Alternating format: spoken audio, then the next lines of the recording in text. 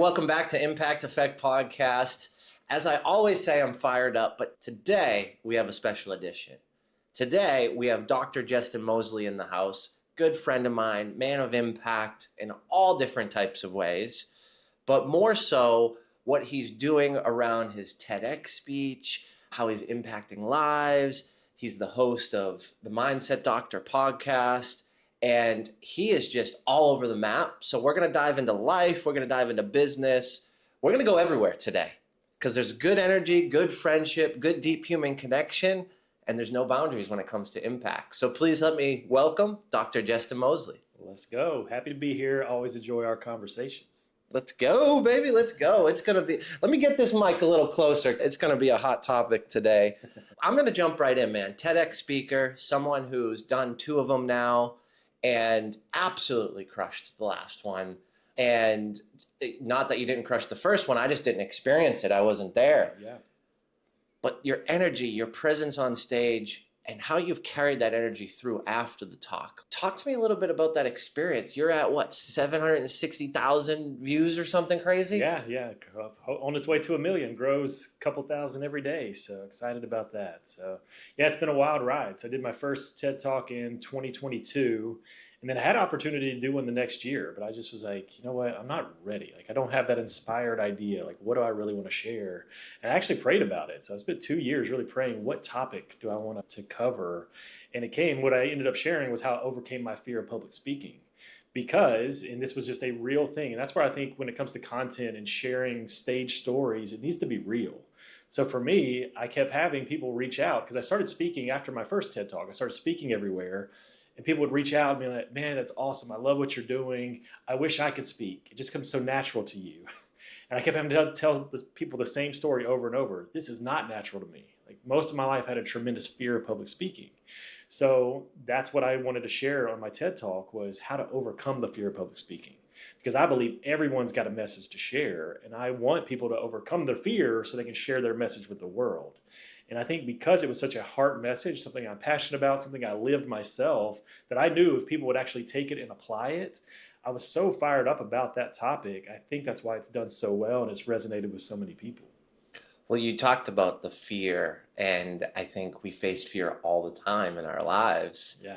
Especially, like, isn't public speaking like the number one fear? Yeah, people fear that more than death. I don't want to speak in front of people. I'd rather die.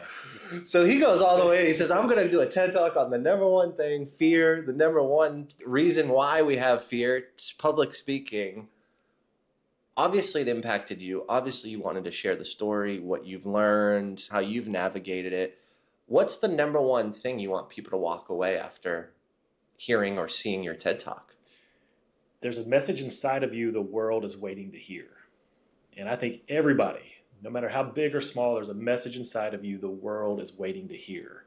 And I shared a quote in the TED Talk from Rory Vaden, a friend of mine. He said, you are perfectly positioned to serve the person you once were. So think about the stuff you've been through in your life. There's challenges you face. There's obstacles you've overcome. You went through that stuff for a reason. You can take what you've been through and you can actually teach it to someone else. And that's exactly what I did with my TED Talk. I took what I went through in the past and said, these are the lessons I learned. Hopefully this can help you. And I think that's a big misconception too. A lot of speakers, they speak on how to overcome the fear of public speaking. They just give you the bullet point list. These are the things you can do to overcome the fear. But what you should really do, and I learned this from Rory, how to become a great speaker is you tell a you-focused story with a them-focused message. So you tell a story about your own life so they can relate to you, but then tell them how they can apply it to their life. And that's what I really tried to do, was take the points and be like, hey, this is how you can apply this. This is how you can make an impact. At the end of the day, you're not getting on a stage or doing a talk to make you look better. You're doing it so people take the information, digest it in bite-sized pieces or portions, and then use it to leverage action on their own side of life and or business or whatnot. It's interesting to see the difference, and you can almost feel it now, or at least I can feel it when I go and sit and watch speeches, right? Right. Is that connection there? Is there truth there? Is there impact there? Right. Or is this just a story to make you feel bad about the situation someone faced or feel good about the triumph that they came out of it or the transformation? And a lot of times with those, people can have a standing ovation. That was a great message, but it was all about the speaker. So they don't really know, how do I apply this to my life? When really they could do the same type of speech. I'm thinking of one guy in particular I saw, who was 8-time Olympic gold medalist, and had a great speech, but didn't relate it to the crowd and how they could apply it to their life. So that's what you really, especially as a speaker, somebody shooting content, it's not about you. We don't do this to be like, hey, how many people can watch our videos and see how great we are? We're like, no, what can they take? The content you guys make for people, it's like, what little snippets, because we're in this fast-paced world where people are just scrolling quickly. What's the one thing that they could take and apply to their life that could be a game changer? And it's those little things that are just going to hit someone in the brain at the right time, the right moment. It's attached to the right emotion. Yep. And exactly. they grab onto it and they take it and they run with it and they do something with it. And Yeah. if we can position that and we can put it in a digestible frame, short form content, long form content done right, then I think we can really get the message out to the world. Right, yeah. And then I tell people to listen for insights, not information. There's so much information out there in the world, but like you said, there's something that's going to hit them in that moment. We're like, man, that's exactly what I needed to hear. Problem is, most people just go about their day. Maybe they're listening to podcasts 2 times speed. They're just, let me get through this. They miss the actual insight. You need to take those messages. When that thing hits you, that one thing, like, hey, I need to write this down and I need to actually go apply this, because that's where the magic happens. How do you decipher, is this information or is this an insight? I think it's really, it's like you said, it'll hit you and you'll know that I needed to hear this. The problem is, like, I listen to a lot of audiobooks, podcasts, things like that. And sometimes we're in the car like, man, this was great. And then you go about your day, you get to wherever you're going. You're like, what was that I listened to? Like, what was the thing? It's like, even on Audible, like, I'll mark it. I'll bookmark it when I'm listening to it, and I'll make a note to go back to actually listen to it, because it's the thing, when it stops you in your tracks, you're like, man, this was great. But how many times have we had that, man, this was great, and then we forgot to write it down. We forgot what that was even about. And I think about that with seminars and stuff too. Man, there's hundreds of thousands of dollars worth of ideas in people's notebooks. They go to all these seminars, they take these notes. But really, I encourage people to write down, what are the insights that hit you? Like, this is for me in this season right now. Highlight it, circle it, and then go back to it and actually say, okay, how am I actually going to apply this? It hit me for a reason. And that's what you have to ask yourself. Like, why is it speaking to me in this moment? Maybe it's something I'm going through right now in life. Maybe there's something right now I needed to hear this. But if we don't take the time to process why I needed to hear it, we'll miss the moment. It's that self-awareness around your emotions and then abstracting those insights that are tied to other people's emotions and leveraging and using them how you think you can position them best for your success. Right, yeah. And I think just that alone, as I say it out loud, that's emotional intelligence. Absolutely, yeah. Now you add information, so that's a badass mix. Good information, good insights, and good emotional intelligence. Yeah. What to grab, how to be aware, how to recognize your emotions, how to understand they align with the insight, not the information, Yeah. and then pull that insight inward to you and take action on it. Yeah. That's the freaking winning formula, man. Absolutely, yeah. Wow. Most people don't take the time to process that, and they have the emotional intelligence to say, that spoke to me for a reason. And part of it, for high performers, we want to take action. Like, what's the next thing? Give me the 7 steps. I'm going to go apply them. But if I didn't listen to the own step 3, this one actually stuck out for a reason. Why? Was there something that I need to do better? I need to shift the way I'm leading, or something that's going on there. Why did that really stick out to me? I'm going to process that first, so then the 7 steps actually work. That right timing, that right piece of information that makes sense, that hits the soul. Yep.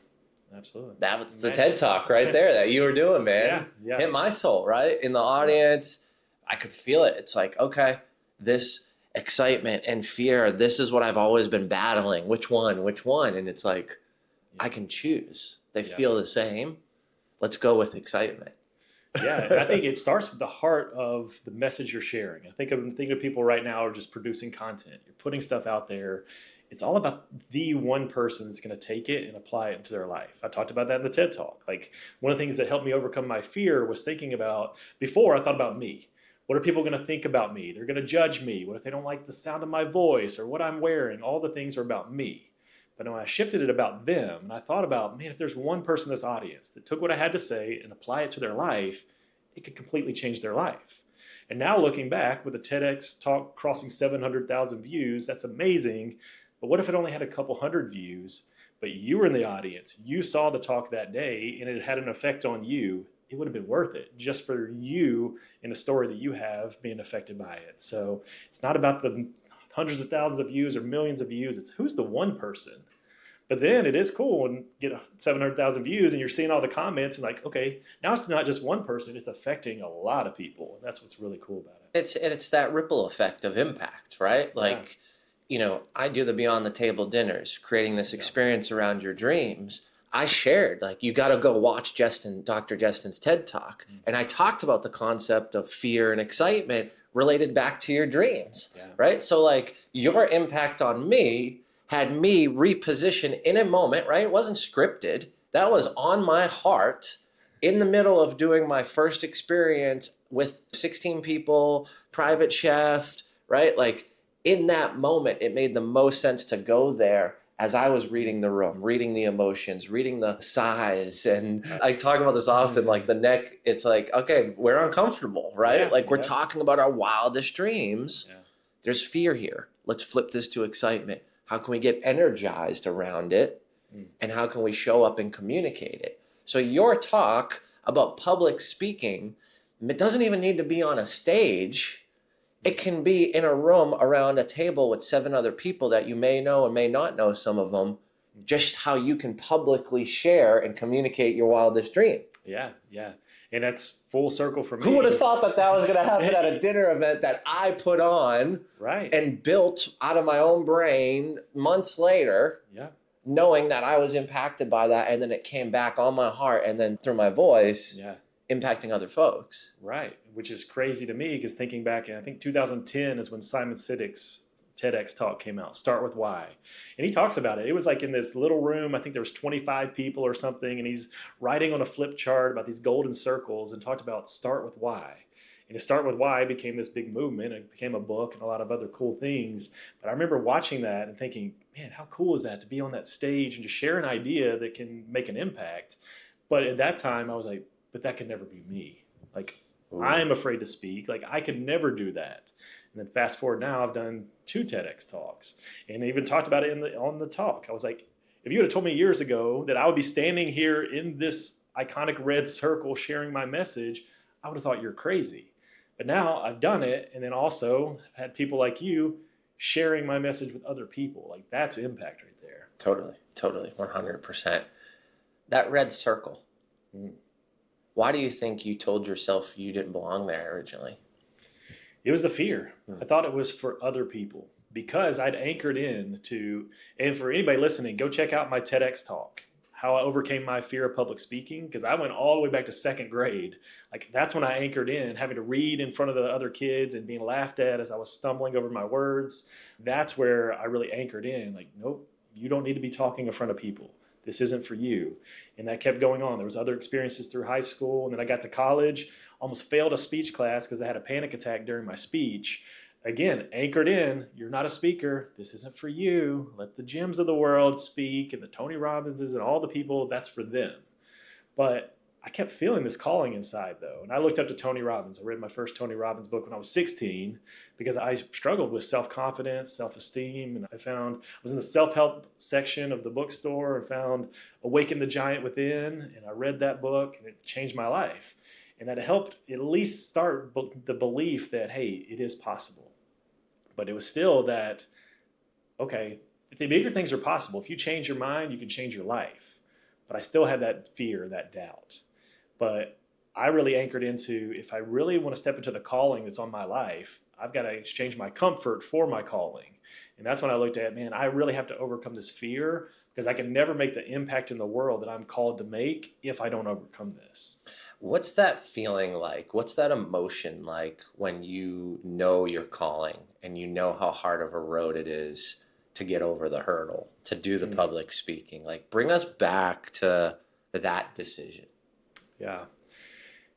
Where were you? How old were you? I want the details because this is something that I've had a lot of conversations around, and people ask me this question and I struggle to explain it. Like, I go back to a lot of situations, but I'm like, I don't know what that emotion was to just say, fuck it. Like, I'm going to go try this thing. Right. And then feel the result of the impact and go, this is everything I wished and wanted in life. Like, this has been the tug on me to get out of the corporate world for 11 years straight. Like, it's this moment. But it's hard for me to describe the emotion when I realized it. How would you describe that? Yeah, and it is hard to describe because looking back, like I remember in elementary school being in an auditorium full of people, and there was a speaker on stage just speaking and how he's captivating and telling stories. And I was like, man, that's awesome. I wish I could do that. But that was still at the time when I struggled. I couldn't even talk to people. I couldn't even like look people in the eye. I was just nervous and afraid of people. But I remember that was the first feeling I remember of, man, how cool it would be just to be on a stage and impacting people. And then fast forward, I read Tony Robbins' books, and I see him on stage and the impact of thousands of people at one time in arenas full of people. So I kept studying other people. And then I started one thing I did was visualization has been a huge turning point for me. I started visualizing myself being on a stage. And then what if I was using my body the way Tony Robbins does? What if I was telling stories like Jack Canfield? He's a great storyteller when he speaks. And I started picturing myself as doing that. And I started rehearsing that over and over in my mind. And slowly but surely, I started to believe it. I started to believe, you know what? This is possible for you. And all it takes, it goes both ways. Like our mind is fertile ground. We can plant the seeds of doubt and those doubts start to grow, or we can rip out the weeds of that and plant the seeds of possibility. And that's what I did. I started planting the seed of my mind that this is possible, that I can be a speaker, that I can impact people. And the more I started to believe it, the more I started to become it.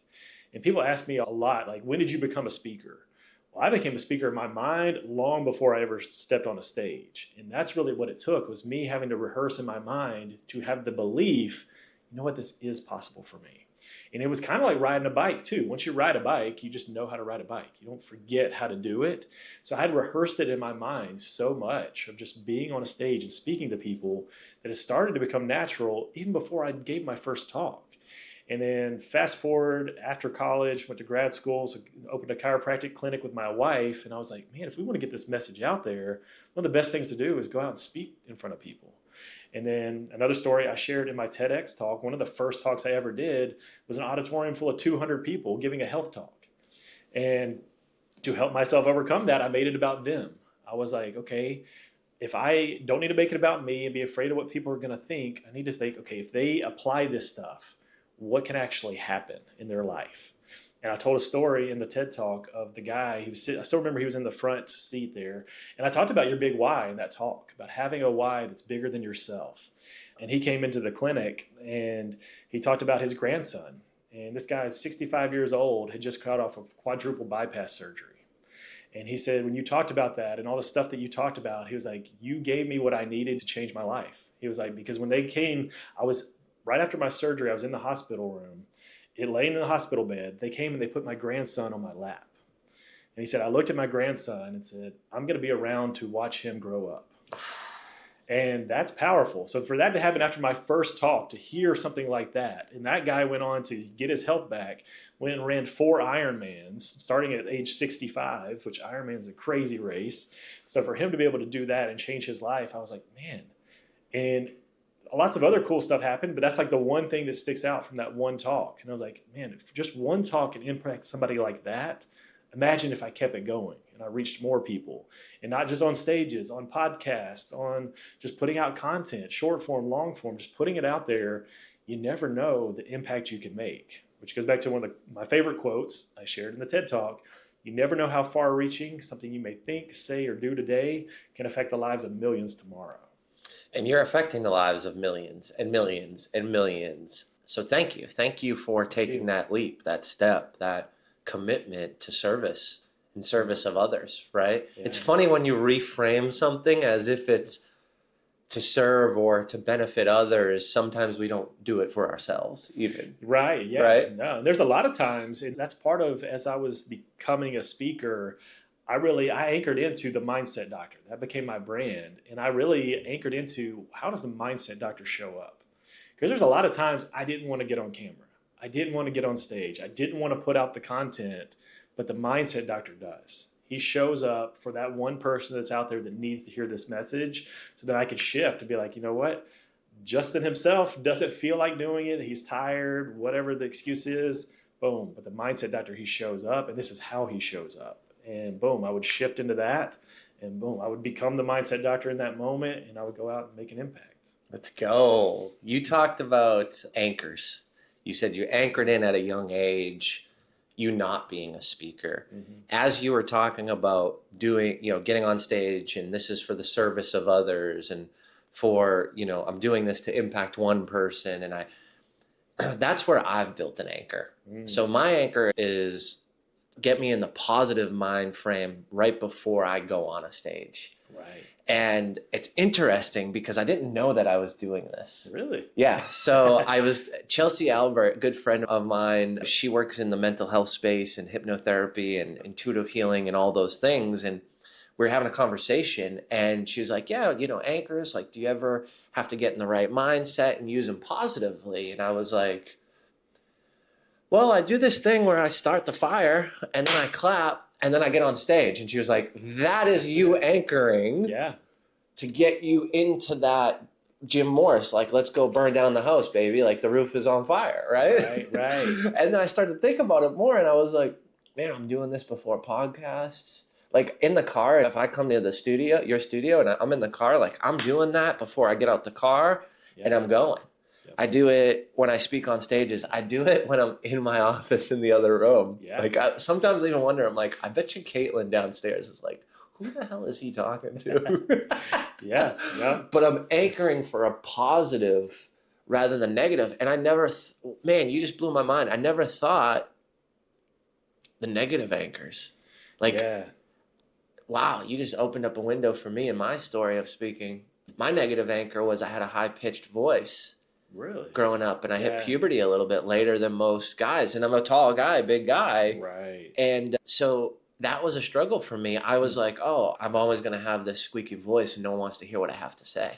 Right, yeah. Just anchors in. And then as I got older, I realized, like, okay, well, I can use this. And my voice has been powerful to help me in all the challenges I've had.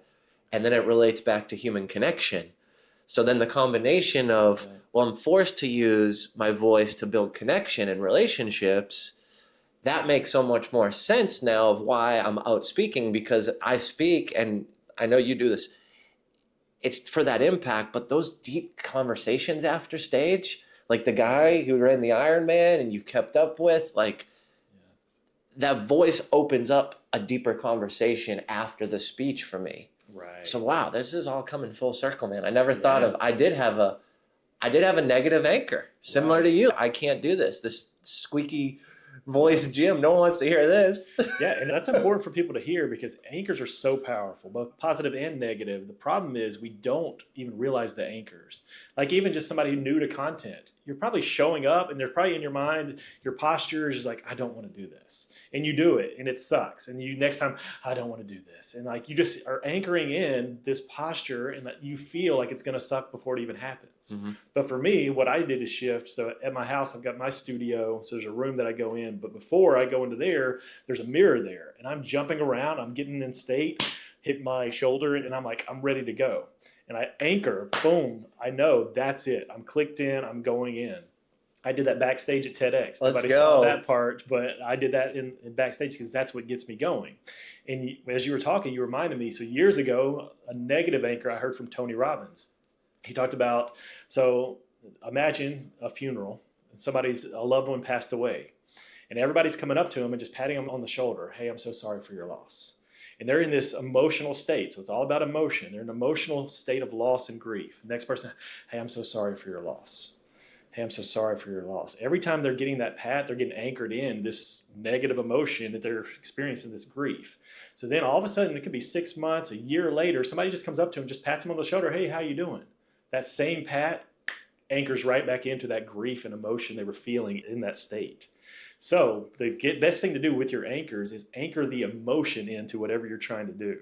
So for you, you're getting yourself hyped up when you're doing your starting the fire and clapping, you're in this emotional state. So now you can go in that room and you can do that again, boom, and you know what that feels like. Yeah. You're anchored in that emotion. The problem is we're not aware of the anchors we're putting on ourselves, and a lot of times they're negative and they keep us from doing what we want to do. Well, that right there, right? So like I didn't even realize I was doing a positive anchor until I understood, had insights, not just information. I've heard the word anchor, Yeah. right? I've kind of understood it. Chelsea gave me the insight of what she does in her experience and how she uses it. So then I'm like, well, and she's like, you're already doing it. Yeah. So it's just, but now that you open up the negative anchor, now I'm like, man, I got to flip through the book and see what I'm doing that's not serving me well, right? Yeah. Because like you said, it's almost subconscious, or we don't have enough information and insight to tie the two back to the action we're taking or the thing that we're doing. Right. Yeah. So now that I have those information, the insights, bringing it back, it's like, wow, I need to probably reflect and see what am I doing or telling myself that's anchoring negatively. Yeah, and it's usually the intense emotional situations, that's what get anchored in. And just like with you, we're getting in an intense positive situation to go out and speak and make an impact. So then you're doing something over and over, you can anchor that same emotion in. But a lot of times it happens negatively. But there's things that you can do, like there's even like you could just squeeze two fingers together. You experience this heightened emotion, you squeeze your fingers together. Boom, you feel it again, you squeeze these fingers together. I remember 2010, Garth Brooks did his concert here in Nashville. And you ever seen Garth Brooks live? I have. He's so much energy. It's like just the energy he has that he brings is amazing. So I wanted to anchor that energy in. So as I'm sitting there feeling his emotion, I'm anchoring that in. So then that way I can feed off of his emotion. When I go back and I talk, I can hit that and I can go right back into that feeling of what it's like for him to be completely worn out. He was big, he put on some weight, but he's still running around out of breath, but still full of emotion. I wanted to have that type of emotion. So I was anchoring that in as I was watching him. Boom, I would anchor that. I would let that emotion come into me, because that's what I love about music and different things. We can feel emotion through it. But when you hear a powerful guy like that with the energy he has in between songs, just the way he's yelling and just getting into the crowd, so much emotion, I was anchoring that in so that I could use that later. I love that. I love that, man. I never thought of it like that.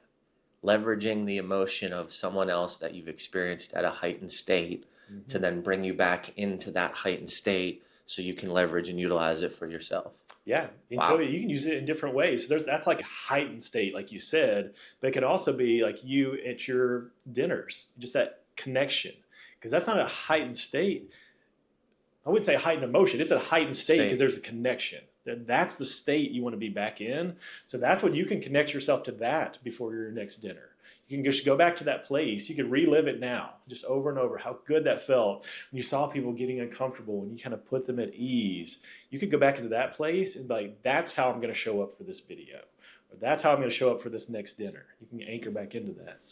I'm thinking of one more recently around just feeling love. Right. So like when I'm getting beat up in business, this is typically when I do it. When something doesn't work out, a deal fell through on an investment, or I got bad news about something, or one of our clients, which was great, but like had an epiphany and was like, I'm not going to continue running this business. I'm going to transition. Right. So that was bad news for our business. Right. Great news for her. So it was like, I'm glad you're doing what you're doing, but like that sucked to hear. Right. That's revenue. That's opportunity.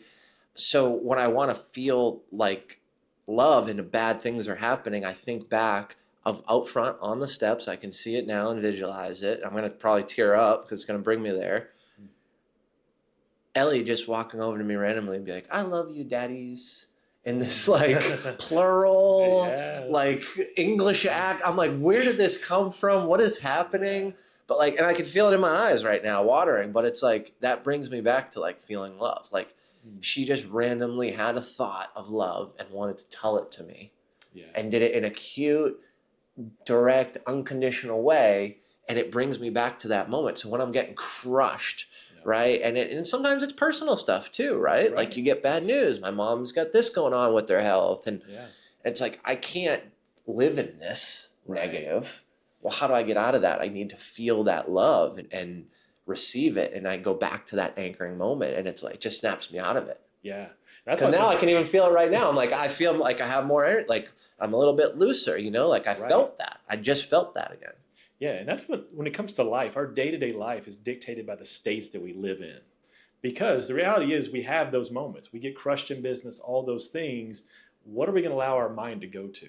What most people do is, I'm being rejected again. They go back to the past. Like, oh, this person's leaving to go do their thing, which I'm happy for her, but it just reminds me how I was left when I was younger, or I was rejected here, or I didn't feel loved here. This is just happening again.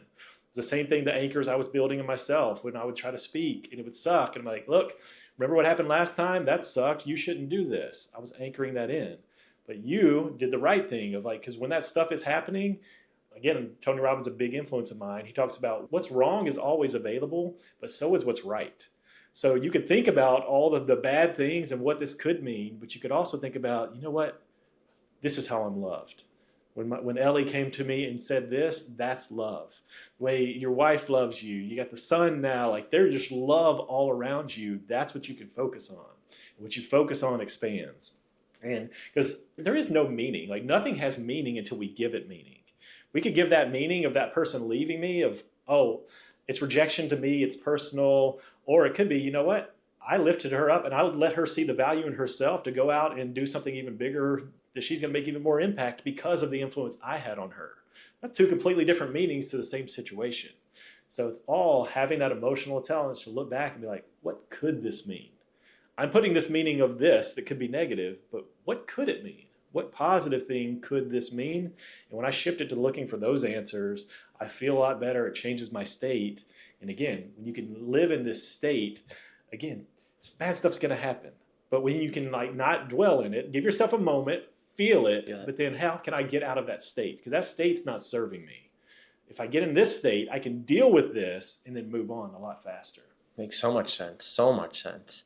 I love the fact, too, that you got to feel through it. You can't just ignore it because then it just bottles up, and we know how that happens. For sure, yeah. And that, again, back to Tony Robbins, he highly impacted me at a young age. And he talked about personal positive thinking. He's like, positive thinking is BS. Positive thinking is just the ignoring it. Like going out to your flower bed that's full of weeds and just saying, oh, there's no weeds, there's no weeds. That's what a lot of people do. Like, oh, I'm just happy, everything's great. Like, no, what you've got to do is go to your flower bed, rip out the weeds, and then plant the flowers. So that's the same thing when stuff is happening, deal with the stuff. And a lot of times the bad stuff happening in your life could be you. You could be the issue. There may be something you have to reflect on and say, hey, I need to change. Because when I change, everything around me changes. But when I can actually just be aware and just like, you know what, there's some bad stuff going on. How can I deal with this and then move on? And then a lot of times they're actually stepping blocks for where we're going in the future anyways. It's like, this is actually the building blocks that's building this wall that's going to take me to even further heights. I love it. I love it. The anchoring. One question that I was actively listening, but I'm like, I got to go back to this. Mm-hmm. What's your belief around anchoring or visualizing things going wrong? Yeah. So one of the quotes I shared in my first TED Talk was, I lived a life of many troubles. Most of them never happened, which is a Mark Twain quote. Because in our life, a lot of times we're worrying about all the bad stuff that could go wrong. Or we're visualizing, and that's a visualization of this could go wrong. What if this happens or that happens or this business idea fails? What if all this happens? And that could happen, but what if you visualized what could go right? This could happen. Or even if this does fail, I could learn from this and then this could happen over here. So I think it's always combining like what is the positive. I like to live in not just positive thinking, but positive expectation. Like I think great things are going to happen.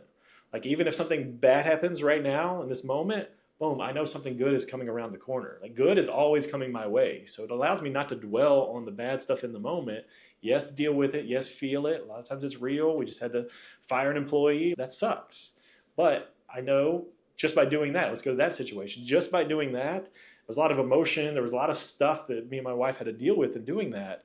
But by doing it, it changes the entire energy of our business. The entire staff, like they were lifted up by doing this one hard thing that we had to go through. But there was so much positive on the other side of it. So I think a lot of people, back to your question, are spending time visualizing the negative. Even if they're not realizing it, they're worrying. Worry is you focusing on what could go wrong. What if you focused on what could go right? When you focus on what could go right, that's what changes your state again. You start to feel better about this. Like, man, if this went right, and going back to my speaking, I was visualizing the negative, what could go wrong, and it made me in this state where I got up there and I sucked. But when I started visualizing what could go right, what if that one person applied this to their life, that got me excited. So all it did was change my state from fear and worry to excitement, and I channeled that state and made an impact. When it comes to the visualization, you're visualizing the best possible outcome. You're not visualizing if something went sideways, how to recover from it. I just want to be clear with that because I've heard it both ways. Yeah. I'm not a fan of let me visualize tripping up on the stage and catching myself and creating a funny joke out of it because I don't want to think about tripping up the stage because I'm going to look at the stairs and I'm going to trip up the damn stage. Right, yes, you will actually manifest that happening. I remove that stuff out, but I've also had someone, and actually it was someone you and I know, the UFC fighter, Michael Chandler. Yeah. Michael Chandler was saying like, oh, I want to visualize getting knocked down, getting beat up in all these situations. Right. But then he used that to visualize the positive from it. Right. So I could see it in that way, but I'm like, I don't want to think about getting knocked down because I'm going to get knocked down. For sure, yeah. And that is different in that case because I think he's also going to war. Right, yeah, it's going to happen. You're going to get hit hard, and if you're not prepared to actually how to come back from that, you get hit hard that one time, I'm out. Yeah. So yeah, that has to happen. For me, I like to fast forward and look at it's already happened. Not that it's going to happen. Even I went back to my first TEDx talk. Like I became a TEDx speaker long before I got on stage, long before I was applied or even the idea of it. It was just, I made a decision in my mind, I am a TEDx speaker. I started seeing myself on that stage, and it was such a real visualization. You got to get your emotions into it. Like I felt myself standing on that carpet. I could feel the heat of the lights. I could hear the buzzing of the microphone, the echo through the room. I even looked out and like, as I was speaking, like people were nodding with me. And like, it was such a real visualization. And then I woke up, I would do that actually before I go to bed. That's one of the most powerful times to visualize. A lot of people talk about morning routines, which are great. I think the morning routine sets up your day, but your evening routine sets up your life. Because whatever you put in your mind before you fall asleep, your subconscious mind starts to process it. So I did a visualization before I'd fall asleep of just me already, my TEDx talk was already done. I was already a TEDx speaker and how good that felt. And then boom, I applied, it happened. And then as I got on the stage, it all came right back. It was exactly how I visualized it. The microphone, the hearing it, the feeling the lights, even looking out, people were nodding with me. I was like, man, it was like an out-of-body experience because I'd already visualized it in my mind so many times. But I like to, when I'm teaching people to visualize it as it's already done. Like you already had the successful talk because you don't have to worry about the steps of it. You didn't go up there and trip and recover. Like, no, it's already fast forward past. It was a successful talk. People are coming up to you afterwards. A big one I did for my second TED talk was the afterwards. Like, what was the feeling and emotion after? So I think you were at my TED talks. You were already upstairs with Courtney, and she was actually calling me like, "Where are you at?" Like, I stayed after, and because people kept coming up to me and they were saying, "This is exactly what I needed to hear." I heard someone say that too. Yeah, and then another person, this was exactly what I needed to hear. That's what I had anchored into, not only my TED talk, but some other talks that when I would finish, somebody would say, "This is exactly what I needed to hear." Because that's what I wanted to give to the audience, was something that they needed to hear, that insight in the moment. And I kept hearing that over and over, and I was like, man, this is exactly what I visualized. Let's go. Goosebumps, baby. Goosebumps from someone in the crowd and someone who speaks, and was doing my own TED Talk a few months later. I was observing all of it, right? Yeah. And that's why I'm like, I saw it, like people going up to you, and it was all that. And it was, you're probably looking at me nodding like in the crowd with my camera, like, yeah. But with all that, like the TED Talk, the lead up, the visualization, how do you, like, so you've got at night, is this laying down? Do you have headphones in? Is this in the same place? Is it a rhythm? Is it every day? Is it just leading up to an experience? Like, can you walk us kind of through of how you, or how the audience could say, you know what? I want to do a TED Talk. I'm going to start visualizing myself tonight, 9 o'clock. I'm going to go to bed. How do you do it? Yeah, so the easiest thing, just create a scene. And just one scene, very simple. And I just do it right before you fall asleep. So laying in bed and then drift off to sleep right after. Because the cool thing about it is the brain waves. I geek out about brain waves too, but just throughout the day, we're in this high beta brain waves. Go mode, we're trying to figure out, solve problems. Even though problems aren't solved in beta brain waves, it's actually in alpha brain waves. So that's where we got to slow our brain waves down to actually have those insights and those aha moments. But as we're falling asleep, we're coming down from beta, this go mode, into alpha, into theta, into delta. So our brain waves are drifting down. So as they're drifting down, we start to get in that alpha state. You start to do that visualization. You slow your breathing down. You just see yourself as if it's already happened. It could be a successful talk. It could be a job interview that went really well. Whatever it is for you, create a scene that it already happened. And you feel what it feels like for it already to be done and already be successful. And then you just continue to just visualize the scene over and over. Just repeat it a few times. It could be 2 to 5 minutes. But then just do that as you're falling asleep. And then as you fall asleep, your subconscious mind starts to process that. And you'll start to believe it. You'll start to believe you're a successful speaker, or that you can get on camera, or you can nail this job interview. Whatever it is, you start doing that before you fall asleep and anchor into your mind that this is real. And the cool thing is the studies are showing now your mind can't tell the difference between something real and something vividly imagined. So the key is vividly imagine. You got to get all of your senses actually into it. And a couple studies I think I've shared before on your podcast before, but one was they took people that couldn't play piano and they had them do one-handed piano exercises. One group for 30 days, boom, they did these exercises. The second group, they were told you're not going to touch a piano. You're just going to vividly imagine yourself playing.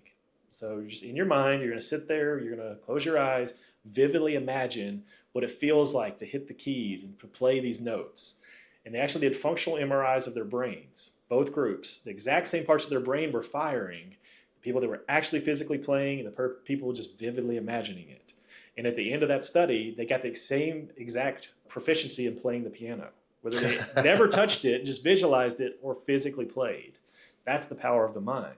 And if you can do that to play a piano, athletes do that just to throw a ball around, how much more important is it for us to do in our own life to create what we want to create? And especially because there's no excuse to I don't have enough time, because you are present and aware right before you go to bed. That's right. Right? So like it's not like where, lugging boulders up the side of a hill to build a pyramid in Egypt millions of years ago. Yeah. And don't get me wrong, people work hard labor jobs, but like you still have that cognitive understanding to do this right before bed. Yes. Right? It's not like you physically have to go somewhere to do it. You can be laying down. Not asking you to carve out 30 minutes, go sit in some chair in another room. Like, no, you're already laying there. Might as well be productive with your thoughts. And I think it goes back to, as you were talking earlier, we're not aware of the positive or negative anchors. We're just kind of drifting through. Well, this is a time you can positively anchor into your subconscious mind what you want before you fall asleep. And just so everybody listening, Dr. Justin shared this with me prior to my TED Talk, and I used a lot of this.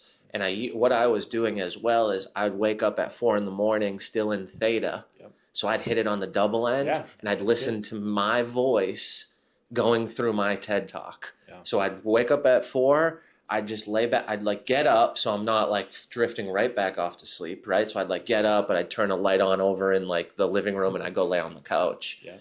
And I would lay there and I'd listen to my voice and I'd visualize myself there. And when I got on stage, I was exhausted and I had my conference the day before and I didn't really sleep well. And I started to panic. And I was just everything kind of hit me.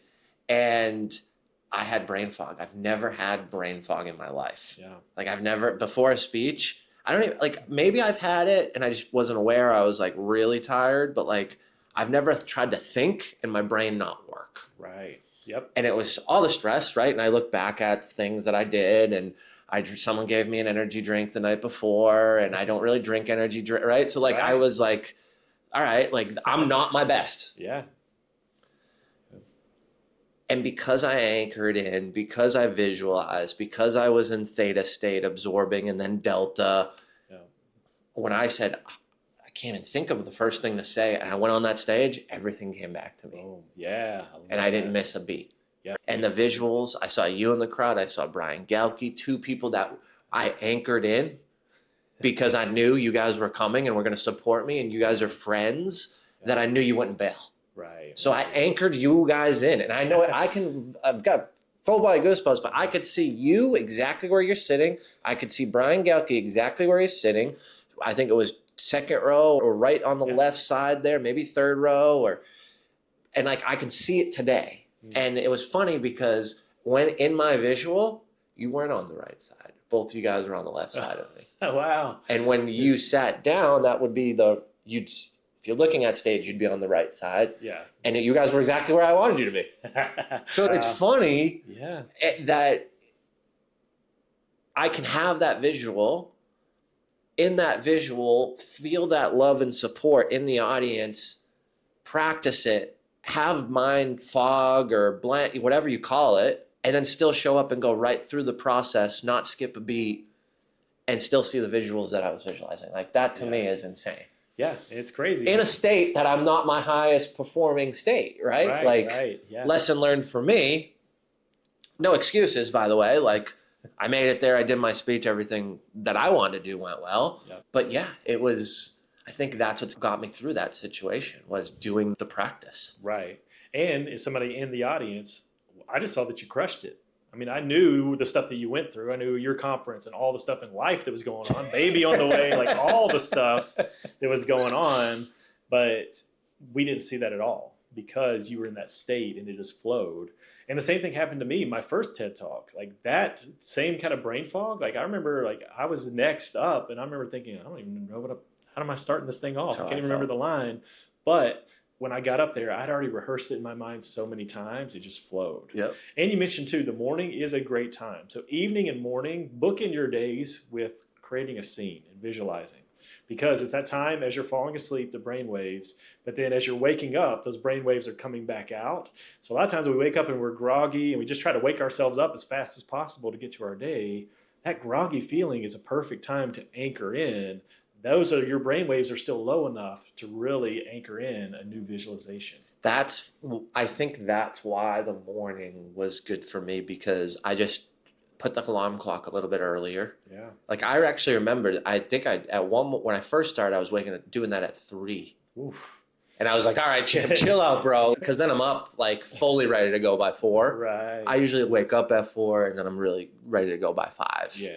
So I took it a little too crazy. Yeah. But once I found that pattern, right? Like once that 4 worked for me, kind of like, okay, the alarm goes off and then I kind of get, put the light on and go in the living room and then it's kind of lay back down and then I start thinking about it or putting in the headphones and like that was perfect. Yeah. Yep. Because it just fit what I needed in my life. At night I struggle, and maybe you can help me with this. I'm exhausted. I don't watch like movies at night. I'll put on a podcast, but I'm like out before the intro of the podcast is done.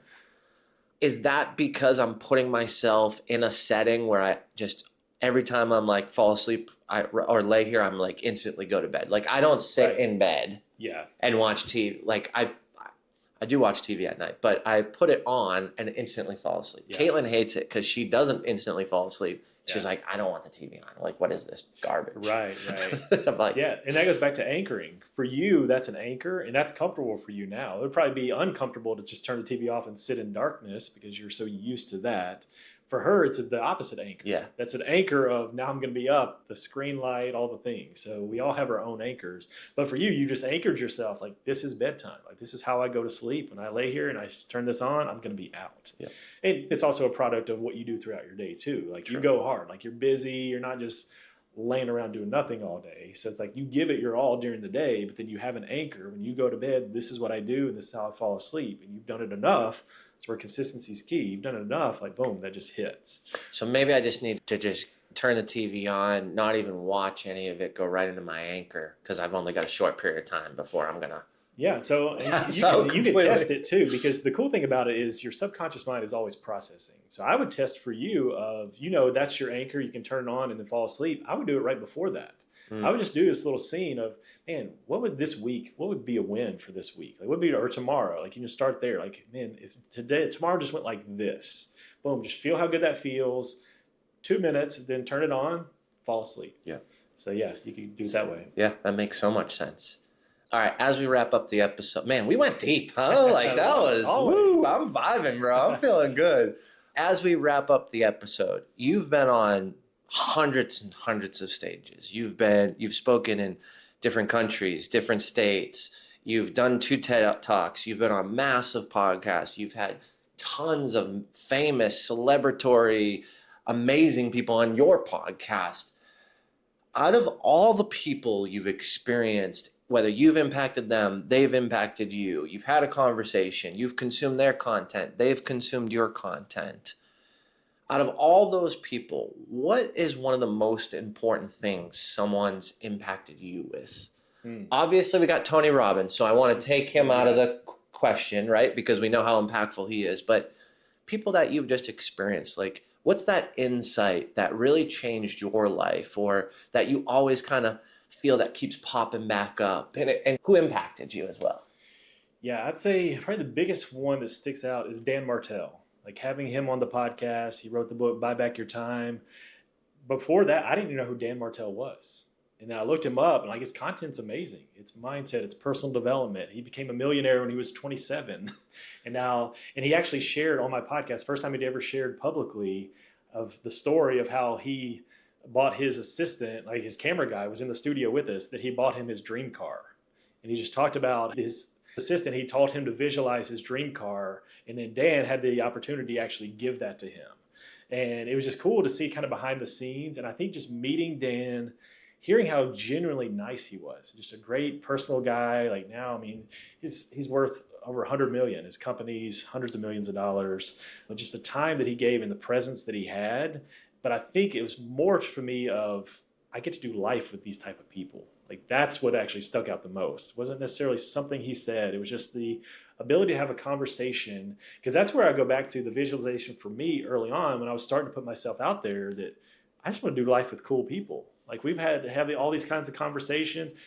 For you guys like listening, we get together every once in a while. We go for walks and just talk life and business and just good things, because we get to just pour life into each other. Like, that's the kind of life that I was visualizing, just being around cool people. And then for somebody like his status and his level of, like, man, I get to be in a room just having a conversation with this guy. That was kind of like I'm living what I had visualized moment. It's so cool to hear the gratitude you have for that opportunity, knowing at one point you never thought you'd have it. Right. And I can feel it. Like, and I feel the same way. Like, our conversations, I hope I'm as impactful as you've been impactful to me. Yeah. That's the only hope I have, is like, I want to give back, because you've been instrumental in my growth. And you have just this knack of, like, to actively listen and give me the insight, or reference the experience, or did you think of it like this? And I've seen it like that. And I think that's just something beautiful that growing up I never got. And I've always urged and wanted to have that. So thank you. Thanks for just being a brother and a friend and a mentor, and just doing what you do daily. It's impactful to me, and it allows me to have that ripple effect and share some of those things with others. Yeah, I appreciate that. And I feel the same about you. I know that's how we just hit it off. When we first got introduced, it was like this, we were just so aligned. And I think, because I see that in you too. Like, we've had just hanging out with other guys, having cigars, just talking life and business. And you have that same ability to pick up on the insights and share those with others. And for the people listening, I think too many people go into conversations of, what can I get out of this? Or, I'm struggling with this, how can you help me with this? Versus just have a conversation, and what can I give in this conversation? And we both have that. And when we start with, hey, I'm just going to show up to give first, we end up getting in return. So that's the cool thing about it. So I appreciate that. And yeah, I'll reflect that back to you, because I think that's why we resonate so much and in so much alignment.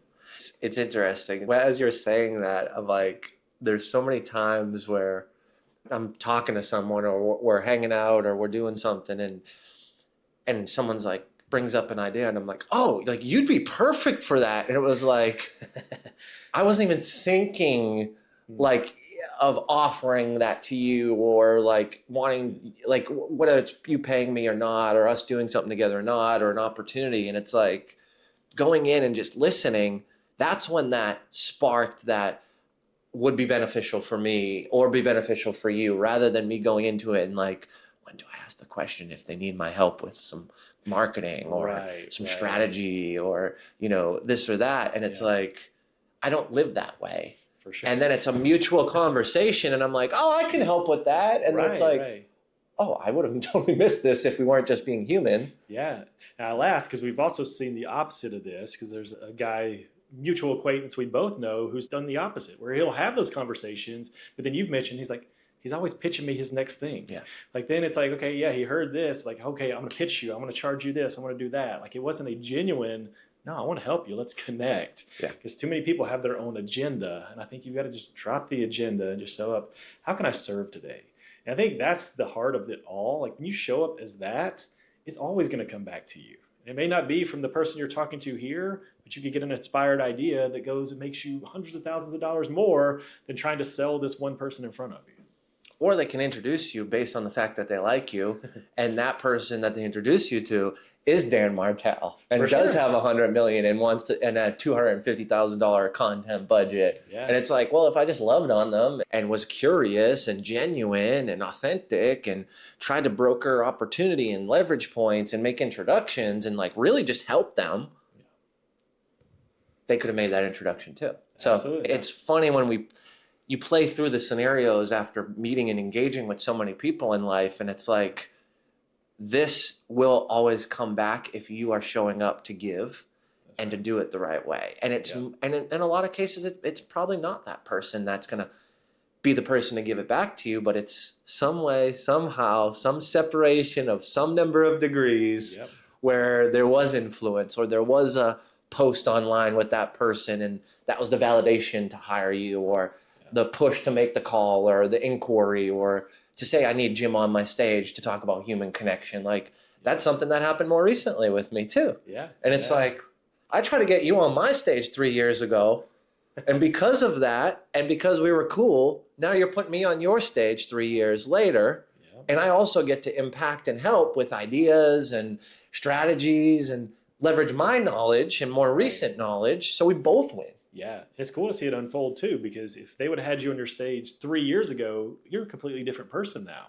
So the things that you've learned and how you've grown, like you're going to have so much more impact and the opportunity now than the Jim from 3 years ago. Oh yeah. Oh yeah. And just knowing that person deeper, knowing how I can make them, the host, feel really good about having Jim Morris on his stage. Yeah, absolutely. Man, what a great conversation, brother. Yeah, always great.